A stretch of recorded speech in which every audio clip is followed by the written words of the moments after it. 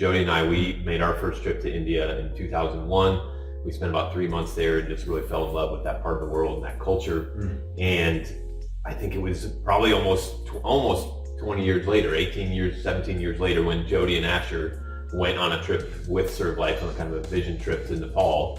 And that's kind of where we really grabbed hold of the vision of ServLife ourselves and just really enjoyed being a part of it since then. And so a similar time, you came back from that trip, I remember, and we had chai together again that time, and you were talking about the desire for ServLife to build a new orphanage in Kathmandu.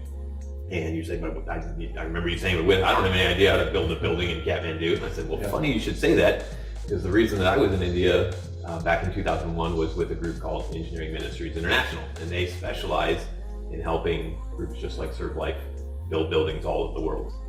Yeah, so that's where EMI came into the picture. You guys already had the ability to buy a piece of land, which is extremely hard to do in Kathmandu. Land prices are like higher than New York City real estate prices, basically, and yet it's people living in a developing country on a much lower standard of living and income. And so you guys had the ability to buy this land. The partnership with EMI came together, and then from that, you and I traveled to Nepal this past September and had the opportunity to go as a part of an EMI team to do all the surveying and all the design work and all the groundwork for what this children's home would look like, so that they could have a forever home that ServLife owned and didn't have to worry about being kicked out by somebody, and could provide for them. So this home is gonna be housing for about 50 kids, right?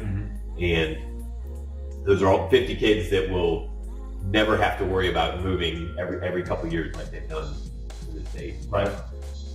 So tell me more about the site and how ServLife came to own it, knowing how expensive the land is in Kathmandu. Yeah.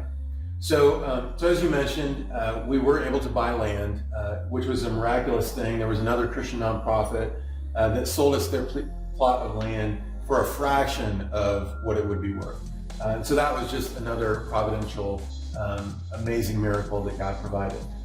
And then having the EMI team come, and they put together, the initial blueprints for the home, and even renderings of like what it's going to look like. And it kind of sits up on the side of a hill. There's a small valley, and then you're able to see the sunset with these small mountains in the background. So it's going to be a beautiful location for the kids. And it's a small valley by Nepal mountain standards. Exactly. Right? Most of us here, at least in the flatlands of Indiana, it's pretty hilly, mountainous, very steep site to build on. Very small too. Yeah. Only about 1/4 of an acre in the area, right? Right. It's a small site, but we're going to have a great building to house 50 kids on that very, very small site. Lots of challenges though on the design, getting that building in there.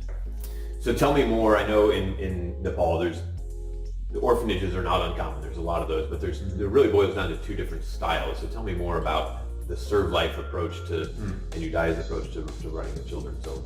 Yeah. So it's interesting. Running an orphanage has turned into a profit business for some people in third world countries across the board. And in the country of Nepal, there's a lot of orphanages that have been started that are really institutionalized. And it's less of like caring for the kids, and it's more of just functionally providing a place for them to sleep, a place for them to do their homework and provide the food for them. But it's very basic. And the goal is to provide as much funding for the people that are running the home as possible. And many of these homes, they'll get government funding, they'll get nonprofit funding. But what's happening is that the government is starting to crack down on a lot of those homes now, where the government is sending officials to come check on these homes, and they're finding that the living conditions is not very adequate for the children. And some of the kids have medical issues that are going unaddressed. And so a lot of them are getting shut down because of that. And then really the approach that ServLife has taken, led by Uday and his wife Bhakti, is to provide a home for the kids, to provide a family. And so it's really this large family that lives together. They do morning devotions together. They all have chores that they do. They eat meals together, and the older kids help the younger kids. And so it's a much different and kind of environment where they even call the the director of the home, like they call him mom and dad, because it really is that family environment. And so because of that, we're seeing just incredible fruit just from the kids' lives, the way that they're being cared for in a more holistic manner instead of just the basic nuts and bolts of what they need. And even government officials who don't look favorably on Christians are really impressed by the work that Udaya and Bhakti are doing. And they're saying, you know what, we want to help you increase this work. And can you launch this in this other village? Can you take in more children? Because they're seeing the merit of it, even though they don't like that it's Christian, they see the higher value of how well these kids are being cared for.